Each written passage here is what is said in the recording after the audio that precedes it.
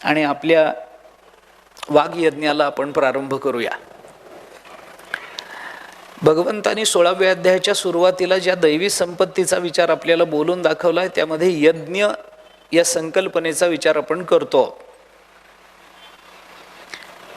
इज्जते हवीर दीयते अत्र स यज्ञ, हा अशी यज्ञ शब्दाची व्युत्पत्ती आपल्याला सांगता येते. जिथं देवतांना काहीतरी हवीर द्रव्य दिलं जातं, यजन केलं जातं त्यांच्या नावानं, त्याला यज्ञ असं म्हणतात. या यज्ञ शब्दामध्ये यज हा धातू आहे आणि हा धातू देवता पूजन, संगतीकरण आणि दान या 3 अर्थांनी वापरला जातो. त्याचा विचार आपण करून आलोय. काय आहे हा यज्ञ? ज्ञानेश्वर महाराजांनी यज्ञाचा विचार करताना त्याला जास्त व्यापक केलेला आहे. एका मर्यादित वर्णापुरता, एका मर्यादित आश्रमापुरता, एका मर्यादित धर्मापुरता हा यज्ञ मर्यादित न ठेवता ज्ञानेश्वर महाराजांनी तो यज्ञ अधिकाधिक व्यापक स्वरूपामध्ये आपल्या समोर मांडला. ज्ञानेश्वर महाराज म्हणतात या यज्ञाचा अधिकार सगळ्यांना आहे. स्त्री पुरुष लहान मोठा, कोणत्या वर्णाचा, कोणत्या जातीचा, कोणत्या आश्रमाचा कसलाही विचार करण्याचं कारण नाही. आपल्याला सगळ्यांना यज्ञ करता येतो. ज्ञानेश्वर महाराजांनी यज्ञ सगळ्यांचा आहे पण अधिकार पर्यालोचे यज्ञ करणे सर्वांचे, असं ज्ञानेश्वर महाराजांनी म्हटलंय. मीमांसेमध्ये यज्ञ संकल्पना मांडत असताना तिथं मर्यादांचा विचार जास्त बारकाईनं केलेला आहे. सगळेच यज्ञ सगळ्यांना करता येत नाहीत. अधिकाराचा विचार केला पाहिजे. काही यज्ञ फक्त राजांकरताच आहेत, काही यज्ञ फक्त क्षत्रियांकरताच आहेत, वगैरे वगैरे असे काही यज्ञ आपल्याला कठोपनिषदाच्या सुरुवातीला नचिकेत्याच्या वडिलांनी यज्ञ केल्याचं वर्णन, विश्वजित नावाचा यज्ञ केल्याचं वर्णन आपल्याला उपनिषदामध्ये सापडतं. हा यज्ञ सगळ्यांना करता येत नाही, कारण विश्वजित नावाचा हा जो याग करायचा आहे, या यागामध्ये आपल्या जवळचं सगळं राज्य आपल्या अंगावरच्या कपड्याला सोडून दान करावं लागतं. आमच्याकडे राज्यच नाही, आम्ही तो यज्ञ करू शकत नाही. काही सत्र असतात, काही याग असतात, काही यज्ञ असतात, काही इष्टी असतात. या सगळंच सगळ्यांना करण्याचा अधिकार नसतो आणि जगतामध्ये सगळंच सगळ्यांना करता येईल असं नसतं. परंतु ज्ञानेश्वर महाराजांनी यज्ञाची जी संकल्पना मांडली ती जरा विशेषत्वाने मांडली. त्याचं कारण असं आहे की आपण पहिल्या दिवशी बोललो आणि कालही बोललो की एरवी यज्ञ हे कर्म आहे, यज्ञ ही एक क्रिया म्हणून विचारात घेतली गेलेली आहे. परंतु इथं 16व्या अध्यायामध्ये यज्ञ ही दैवी संपत्ती म्हणून आपल्या समोर आलेली आहे, ते कर्म म्हणून आपल्या समोर आलेलं नाही आहे. यज्ञ हा एक गुण आहे, या अर्थाने यज्ञाचा विचार आपल्याला करावा लागणार आहे. कारण जसा अभय हा गुण आहे, सत्व संशुद्धी गुण आहे, दान गुण आहे, दम गुण आहे, तसा यज्ञ हा एक गुण आहे. आणि गुण म्हणून जेव्हा एखाद्या संकल्पनेचा आपण विचार करतो त्यावेळेला ती संकल्पना क्रियात्मक असली तरी गुण म्हणून विचार करत असताना आपल्याला त्या संकल्पनेच्या मागे, त्या क्रियेच्या मागे काय भूमिका असतात, कोणती वैचारिक भूमिका उभी असते, कोणत्या विचारातून आणि कोणत्या हेतूने ती क्रिया सुरू केलेली असते, याचा विचार आपल्याला त्या संबंधामध्ये करावा लागतो. आवाज घुमायला लागलाय, थोडं एको वगैरे काही कमी केलं तर घुमतोय आवाज.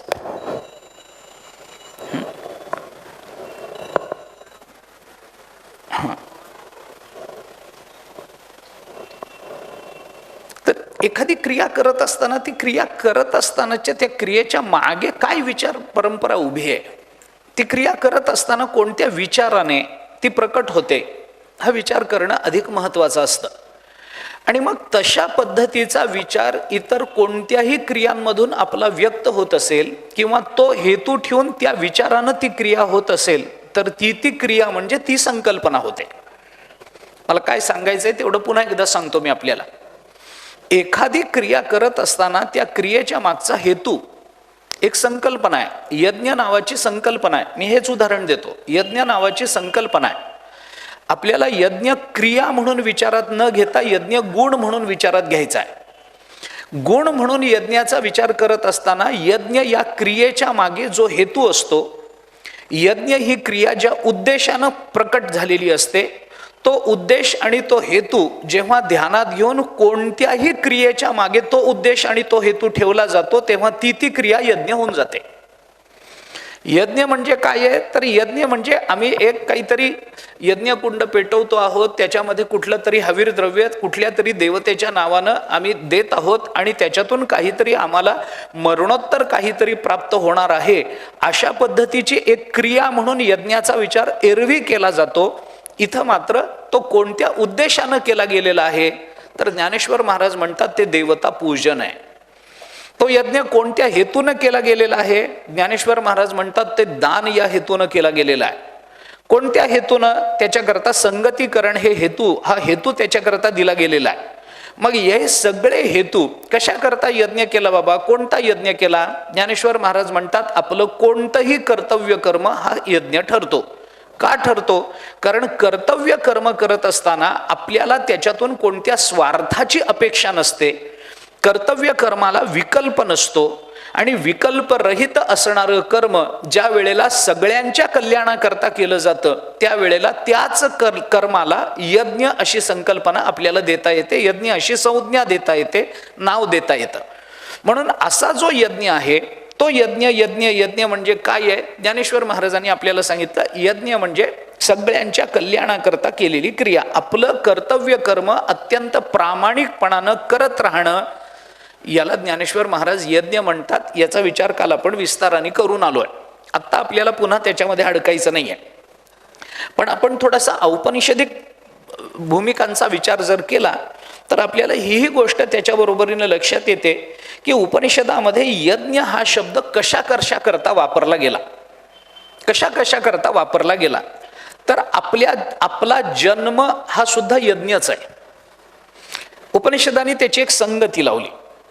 गीतेने त्या संबंधामध्ये 3ऱ्या अध्यायात आपल्याला काय सांगितलं? अन्नात भवन्ति भूतानि पर्जन्यात अन्न संभवः यज्ञात भवति पर्जन्यो यज्ञ कर्म समुद्भवः. कशातून काय उत्पन्न होतं? त्याने सांगितलं अन्नात भवन्ति भूतानि, अन्नापासून भूतमात्र निर्माण होतात. बर, मग हे अन्न कशापासून निर्माण होतं? पर्जन्यात अन्न संभवः, पावसापासून अन्न निर्माण होतं. अरे मग हा पाऊस कशापासून पडतो? यज्ञात भवती पर्जन्यः, की बाबा यज्ञापासून पर्जन्य पडतो, पाऊस पडतो. अरे मग हा यज्ञ कसा होतो? यज्ञ कर्म समुद्भवः, कर्मापासून यज्ञ निर्माण होतो. म्हणजे प्रत्येक कर्माला आपल्याला यज्ञ ठरवता येऊ शकतं. फक्त त्या कर्माचा विचार, आता याच भाषेत जर बोलायचं झालं तर त्या कर्माची आचारसंहिता काय आहे हे बघितलं पाहिजे. ती कर्माची आचारसंहिता कोणती? प्रत्येक कर्म जर यज्ञ असेल तर मग बिडी ओढणं यज्ञ आहेच की, कारण तेही कर्मच आहे. तिथेही अग्नीचा विचार आहे, तिथेही धूर निघतोच आहे, तिथेही काहीतरी प्राप्त होतच आहे, मग त्यालाही यज्ञ म्हणा असं नाही आहे. यज्ञ कर्म समुद्भवः हे जरी गीतेचे भगवंताचे शब्द असले तरी कोणतं कर्म आपल्याला, कोणत्या कर्मातून यज्ञ निर्माण होतो याच्याकरता हे सगळं यज्ञातून निर्माण होतं. मग हे यज्ञ कशाला म्हणायचं? उपनिषदाने आपल्याला त्याचा थोडासा बारकाईनं विचार असा सांगितला की आपण यज्ञ करतो, त्या यज्ञातून पर्जन्य निर्माण होतो. हे मानायचं कसं? तर यज्ञाकरता एक वेदी रचली जाते. त्या वेदीमध्ये वरुणाच्या नावानं किंवा अन्य इंद्राच्या नावानं वगैरे काही हवीर द्रव्य दिलं जातं. त्या हवीर द्रव्यानं त्या देवता संतुष्ट होतात आणि संतुष्ट होऊन त्या देवता आपल्याला ते फल देतात. म्हणून इंद्र किंवा वरुण आपल्याला पाऊस देतो. मग पाऊस हे फल आहे की नाही? पाऊस हे यज्ञाचं फल आहे की नाही? उपनिषदांनी सांगितलं तेवढंच नाही. पाऊस यज्ञातून पडतो, यज्ञातून धूर निर्माण होतो, ते पाऊस पडतो. मग तो पाऊस हे हवीर द्रव्य झालं. पृथ्वी हे यज्ञकुंड झालं. पाऊस रूपी हवीर द्रव्य पृथ्वी नावाच्या यज्ञकुंडात पडतं आणि त्याच्यातून अन्न निर्माण होतं, सस्य अन्न निर्माण होतं. हे अन्न झालं फल. आता हे जे अन्न आहे, हे अन्न म्हणजे हा एक यज्ञ झाला. पहिल्यांदा एक यज्ञ केला, एक वेदी मांडली गेली, त्याच्यामध्ये अग्नी पेटवला गेला, त्याच्यामध्ये हवीर द्रव्य दिलं गेलं. त्या ज्या देवतांच्या नावानं दिलं गेलं त्या देवता संतुष्ट झाल्या. त्या देवतांनी त्या यज्ञाचा परिणाम म्हणून आम्हाला पाऊस दिला. हा एक यज्ञ झाला. आता तो पाऊस हे हवीर द्रव्य झालं. तो पाऊस पृथ्वी नावाच्या यज्ञकुंडामध्ये पडला, ते हवीर द्रव्य पडलं, त्याच्यातून पीक निर्माण झालं, हा दुसरा यज्ञ झाला. आता हे जे पीक निर्माण झालं ते पीक माणसाच्या पोटात गेलं, ते हवीर द्रव्य, ते पीक झालं हवीर द्रव्य, माणसाच्या पोटात गेलं. इथं अग्नी पेटवलेला आहे, त्या अग्नीमध्ये ते पीक म्हणजे ते अन्न नावाचं हवीर द्रव्य पडलं आणि त्याच्यातून रेत निर्माण झाला. माणसाच्या ठिकाणी ज्या सप्त धातूंचा विचार केला गेला ते सप्त धातू या यज्ञातून निर्माण झाले. हा तिसरा यज्ञ झाला. तिसरा यज्ञ. पहिला यज्ञ, हा यज्ञ ही संकल्पना आपण ज्याच्याकरता वापरतो ते अक्षरशः कुंड मंडप वेदी या नियमाप्रमाणे तो यज्ञ पहिला झाला, ज्याच्यामध्ये हवीर द्रव्य टाकलं गेलं. त्या देवता संतुष्ट होऊन पाऊस पडतात. पाऊस हे हवीर द्रव्य झालं, पृथ्वीच्या यज्ञकुंडात पडलं, त्याच्यातून अन्न तयार झालं, हा दुसरा यज्ञ झाला. अन्न नावाचं हवीर द्रव्य सिद्ध झालं, ते माणसाच्या पोटरूपी उदररूपी अग्निकुंडामध्ये पडलं, त्याच्यातून रेत निर्माण झाला, हा तिसरा यज्ञ झाला. आणि ते रेत स्त्रीरूपी अग्निकुंडामध्ये पडलं आणि त्याच्यापासून आपला जन्म झाला, हा चौथा यज्ञ झाला. म्हणजे एकूण यज्ञाचा विचार केला तर एका यज्ञापासून आपला जन्म होतो आणि आपला जन्म होणं हा सुद्धा शास्त्रांनी यज्ञ म्हणूनच सांगितलेला आहे. उपनिषदांनी याचं चिंतन केलंय. बृहदारण्यकामध्ये आपल्याला या सगळ्या श्रुती मिळतील. आता मला त्या मुखोद्गत नाहीत म्हणून पाठ नाहीत, सांगता येत नाही, परंतु हा भाव मी फक्त बोलून दाखवला. आता हे सगळं यज्ञातून निर्माण होतं. मग हे यज्ञात भवती पर्जन्यो, पर्जन्यात अन्न संभव, की अन्नात भवंती भूतानी, कुठून अन्नात भवंती भूतानी, अन्नापासून भूत मात्र निर्माण झाली. अन्न कुठून आलं? ते पर्जन्यापासून आलं. म्हणजे अन्न ज्याच्यापासून आलं तो पर्जन्य हा सुद्धा यज्ञच आहे. तो पर्जन्य कशापासून निर्माण झाला? यज्ञापासून निर्माण झाला, तो यज्ञच आहे. आणि यज्ञ कशापासून निर्माण झाला? कर्मापासून निर्माण झाला, ते कर्मही यज्ञच आहे. म्हणून कर्म आपल्याला यज्ञ ठरवता येतं. कोणतं कर्म? कोणतंही कर्म नाही. जे कर्म आपल्याला कर्तव्य म्हणून पार पाडायचं आहे, की ज्याच्या संबंधानं कोणताही विकल्प नाही आहे. माणसाने शहाणं व्हावं की होऊ नये याला विकल्पच नाही आहे. याला विकल्प नाही आहे. माझी इच्छा असली तर मी शिकेन, नाही तर न शिकेन, याला विकल्प नाही आहे. मी माणूस म्हणून जन्माला आलो ना, मी शहाणा झालोच पाहिजे, मला शिक्षण घेतलंच पाहिजे, मला ज्ञान झालंच पाहिजे, तर मी माणूस आहे. त्या तत्वमसी महावाक्याचा विचार सांगत असताना उपनिषदामध्ये एक विचार आला. उद्दालकांच्या पोटी श्वेतकेतू नावाचा मुलगा आहे. या श्वेतकेतूला उद्दालकांनी तत्वमसी महावाक्याचा उपदेश केला. या उद्दालकाने श्वेतकेतूला थोडंसं मोठं झालं, त्याचं उपनयन झाल्यानंतर त्याला सांगितलं की बाबा तू आता गुरूंच्या घरी जा आणि तिथं अध्ययन कर. याने विचारलं कशा करता गुरुच्या घरी? तुम्हीच शिकवा ना मला. नाही, महाभारताने म्हटलंय बापाच्या घरी राहून जो शिकतो तो विद्वान होतो पण शहाणा होत नाही. तो कदाचित विद्वान होईल, बापाचं ज्ञान त्याला येईल, पण व्यवहार ज्ञान त्याला कळणार नाही. त्याला गुरुकडे राहावं लागेल. मग तिथं कोणती कामं कशी करावीत, गुरूंची सेवा कशी करावी, भाजी कशी आणून द्यावी, अमुक आपला आश्रम स्वच्छ कसा ठेवावा, आपली खोली आवरून कशी ठेवावी, आपले कपडे कसे धुवावेत, आपल्या कपड्यांच्या घड्या कशा घालाव्यात, हे मुलांना आलंच पाहिजे ना. त्याच्याकरता बाहेर ठेवा. उद्दालकांनी सांगितलं गुरुच्या घरी जा. गुरुच्या घरी. आता गुरुच्या घरी जाणं हे ठरलं. श्वेतकेतूची तयारी नाहीये. मला पुढं सांगायचंच नाहीये काही काय झालं तिथं, तो काय शिकला आणि परत येऊन त्याला उपदेश का करावा लागला, हा प्रश्न वेगळाच आहे. मला तिथपर्यंत जायचंच नाहीये. श्वेतकेतू म्हणतो मी गुरुच्या घरी राहावं. कशा करता? त्याचे वडील सांगतात ज्ञान मिळावं म्हणून. म्हणलं काय करायचंय ज्ञान? तुम्ही आहात ना आमच्या घरामध्ये, तुम्ही आम्हाला पोट भरून देताय ना 2 वेळचं, ज्ञान कशा करता हवं आम्हाला? कशा करता ज्ञान पाहिजे? याचं उत्तर देताना त्याच्या वडिलांनी उद्दालकांनी श्वेतकेतूला जे सांगितलंय तेवढंच मला सांगायचंय आणि पुढे जायचंय. उद्दालकांनी श्वेतकेतूला असं सांगितलं की श्वेतकेतू तू ज्ञान मिळवलं पाहिजेस, कारण आत्तापर्यंत आपल्या कुलामध्ये ज्ञान न मिळवता कोणीही मेला नाही. म्हणून तू का ज्ञान, आम्ही का ज्ञानी झालं पाहिजे? कारण आमचे पूर्वज ज्ञानी आहेत, कारण आमची परंपरा ज्ञानाची परंपरा आहे. कोण कोणत्या पद्धतीचं ज्ञान आम्हाला देऊन गेलं आम्हाला माहिती नाही, पण हे ज्ञान आमच्या संस्कृतीत आहे.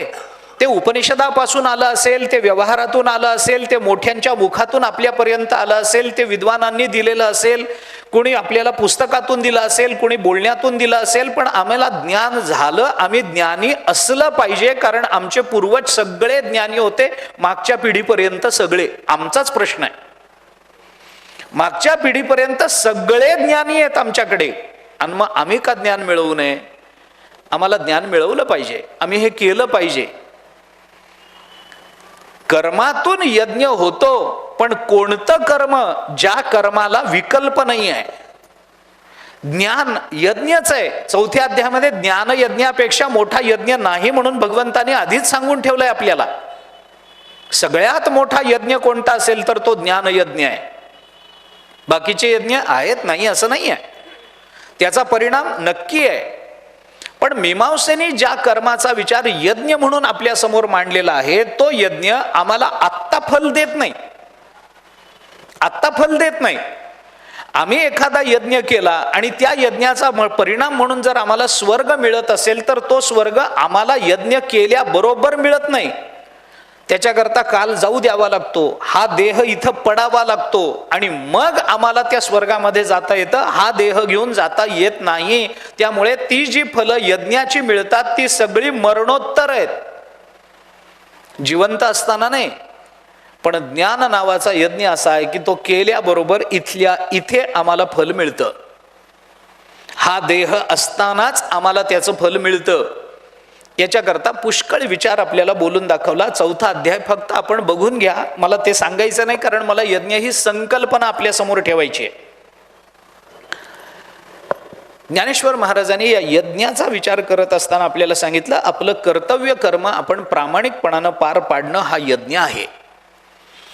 आता हा यज्ञ कसा आहे, कुणाकरता आहे? तो सगळ्यांकरता आहे.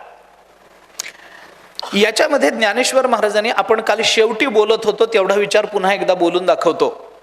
याच्यामध्ये ज्ञानेश्वर महाराजांनी आपलं कर्म हा यज्ञ होऊ शकतो, पण कोणतं कर्म, कोणतं कर्म? ज्ञानेश्वर महाराजांनी जे सर्वोत्तम भजनीय देवता धर्म तेने यथागम विधी यजिजे, यथा आगम विधी यजिजे, तो यज्ञ होतो. आम्हाला शास्त्रांनी जे कर्म करायला सांगितलेलं आहे तेच कर्म आमचं यज्ञ होऊ शकतं. निषिद्ध कर्माला यज्ञ म्हणायचं नाही. चोरी करणं हा यज्ञ नव्हे, परंतु एखादं प्रवचन ऐकणं यज्ञ होऊ शकतं.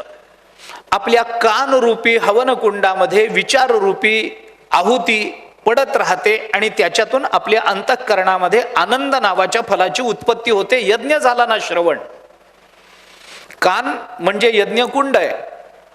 तुम्ही जे शब्द ऐकता ते म्हणजे हवीरद्रव्य आहे.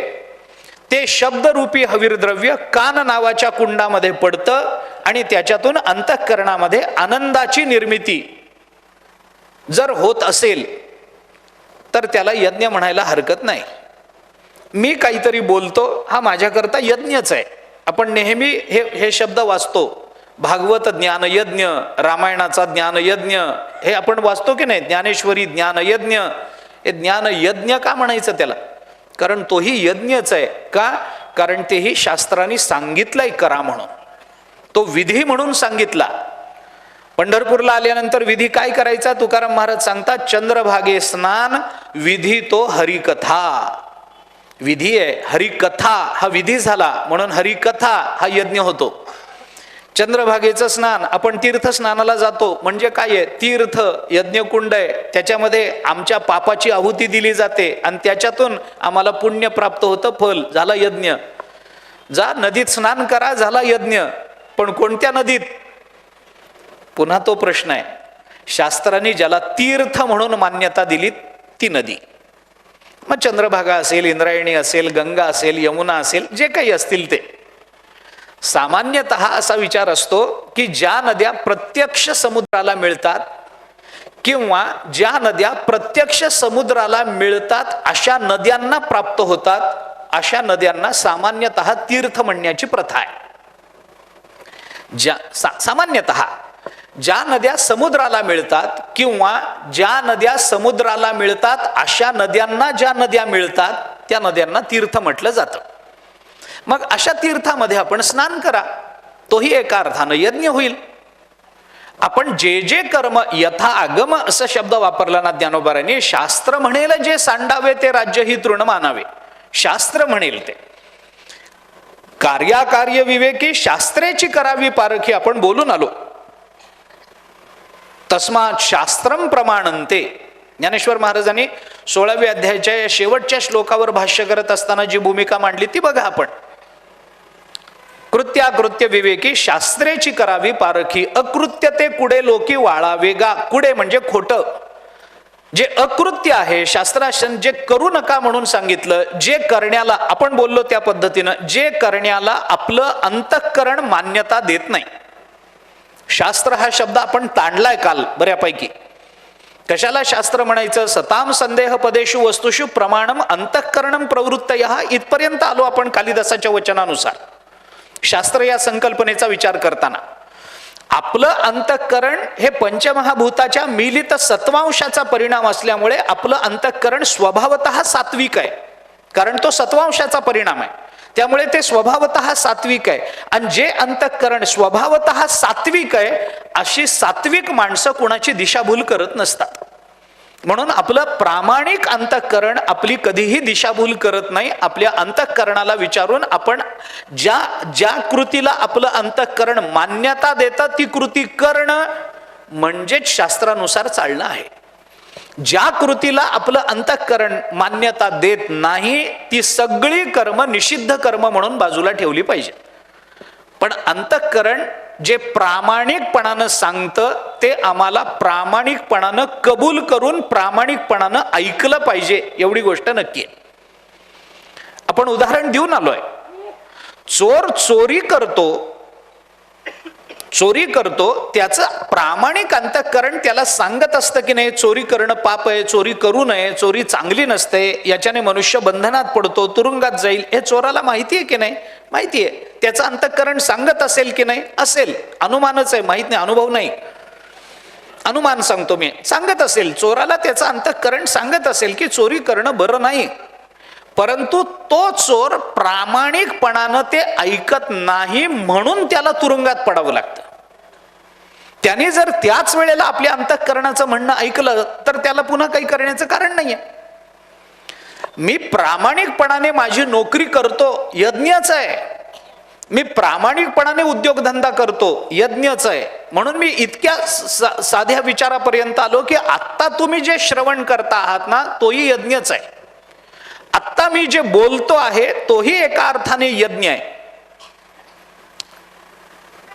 आपल्या कर्तव्य कर्माला, आपल्या स्वीकृत कार्याला आपल्याला यज्ञ ठरवता येतं, फक्त ते तेणे यथागम विधी यजिजे. आगम विधी यजिजे ही ज्ञानेश्वर महाराजांची पहिली अट आहे. इथपर्यंतचा विचार काल आपण करून आलोय.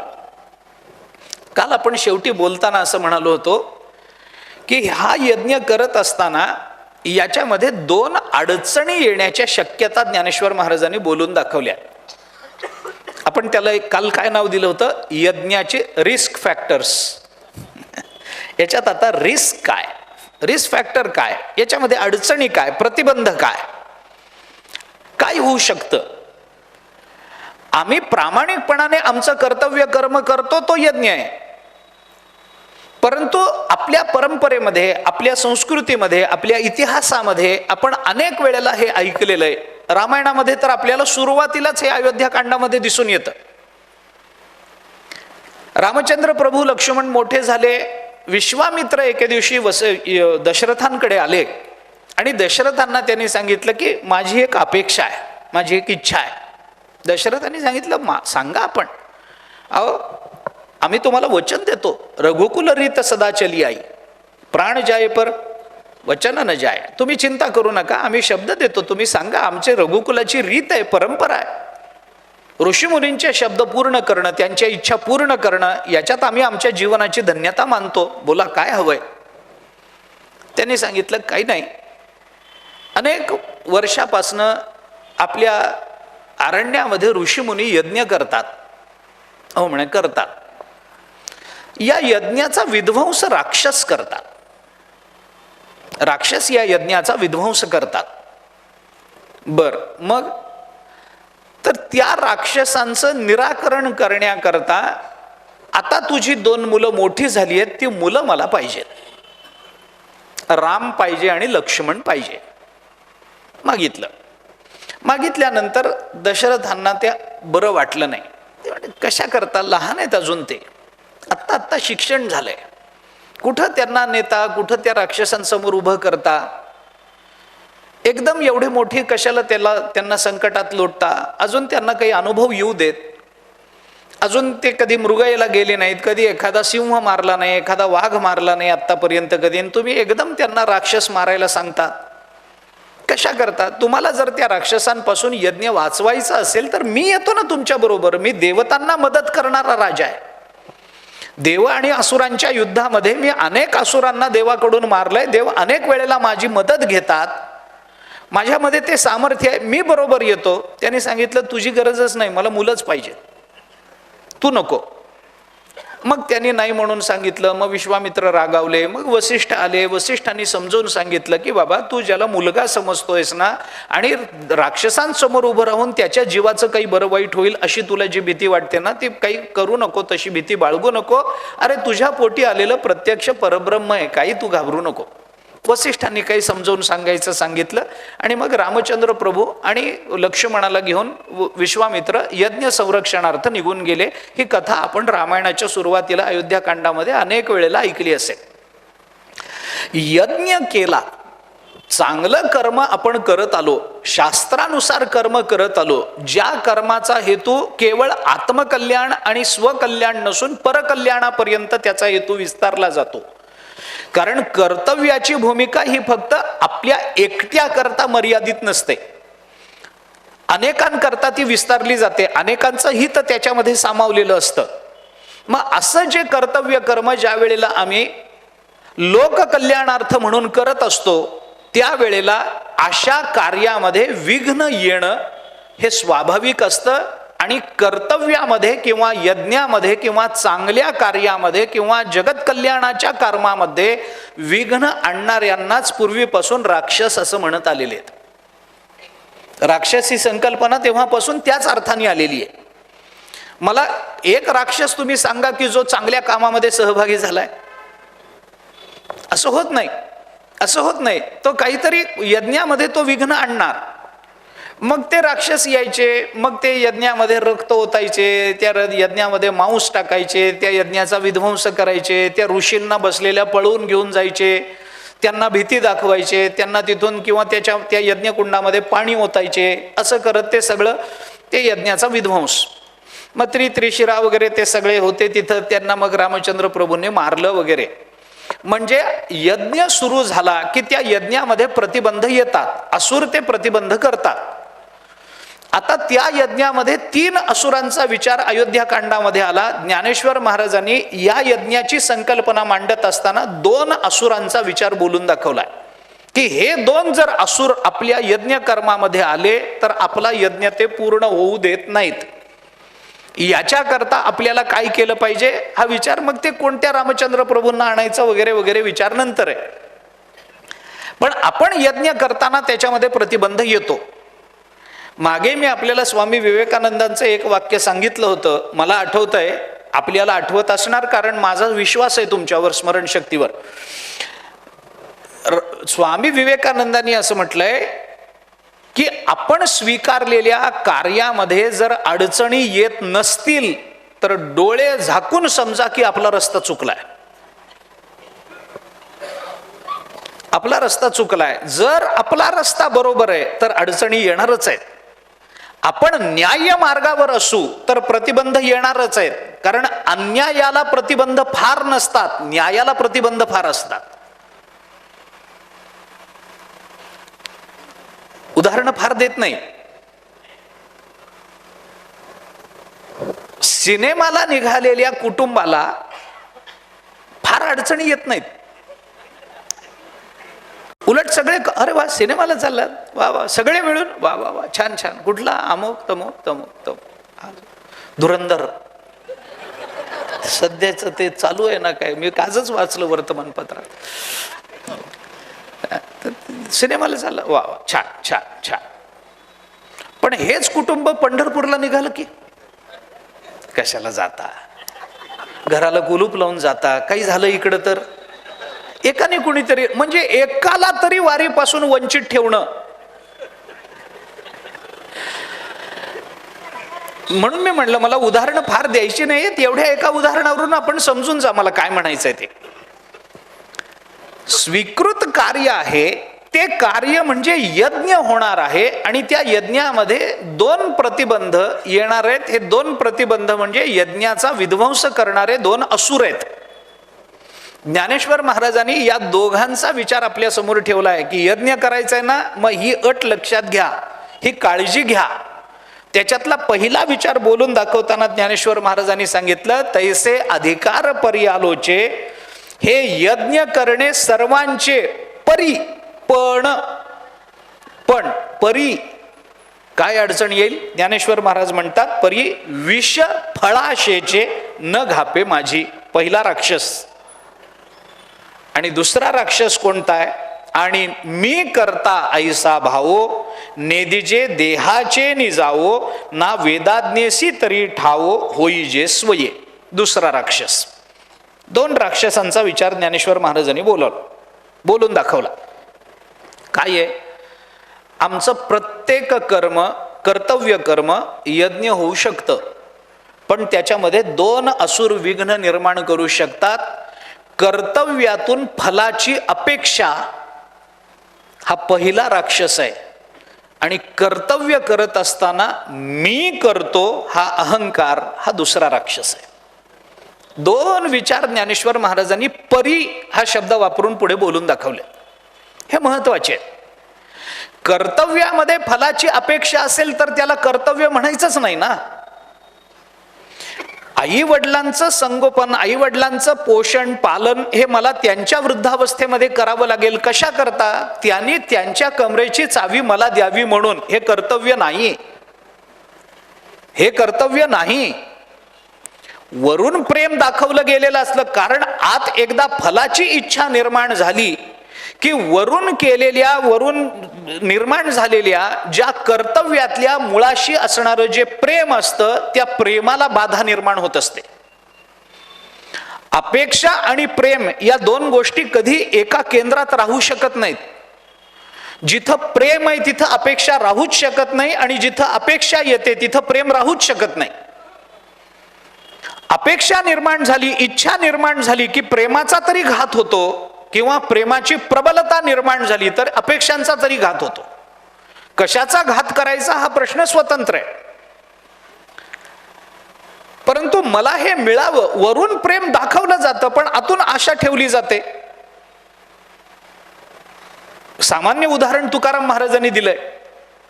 सासूसाठी रडे सून, भाव अंतरीचा भिन्न. परवा मी उदाहरण दिलं. सासू आणि सून दोघांमध्ये प्रचंड विरोध आहे.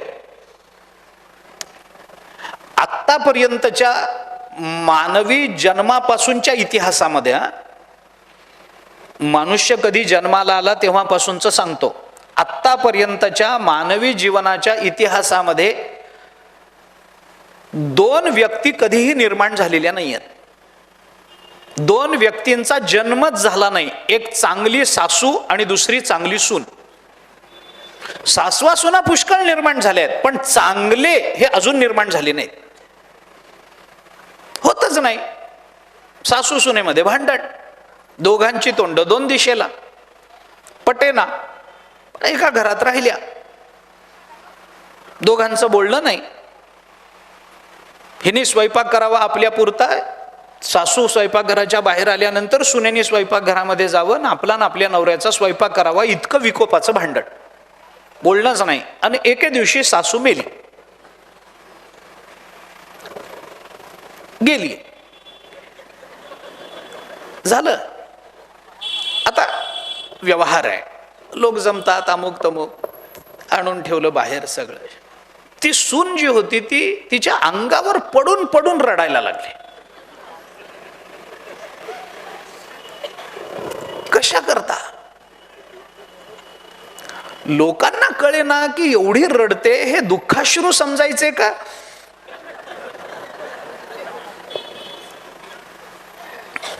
अंगावर पडते, मिठी मारते, तुम्ही गेलात माझं कसं होईल, मला सोडून कशा गेलात. अरे म्हणजे काय. पण ते झालं. तिची एक मैत्रीण सुनेची घरी आली. तिने बघितलं आपली मैत्रीण सासूशी आयुष्यभर पटलं नाही, पण मेल्यावर मात्र मिठी मारून रडते. तिने तिला बाजूला घेतलं आणि सांगितलं, कशाला नाटक करते, मला माहिती आहे. हे लोकांना दाखवते नाही त्या गोष्टी. काय त्यांच्या मिठी मारते, सारखी कमरेला मिठी मारते, तुम्ही गेलात माझं कसं होईल, माझं कसं होईल. काय तुझं रडणं खरं आहे का, मला माहीत नाही का, कशासाठी नाटक करते. ती म्हणाली, वेडे नाटक नाही, मला काही त्या गेल्या त्याचं दुःख नाही आहे. आणि मग कशाला मिठी मारते कमरेला. ते म्हणाली, त्यांच्या तिजोरीची चावी कमरेला ठेवत होत्या, ती सापडतच नाही आहे.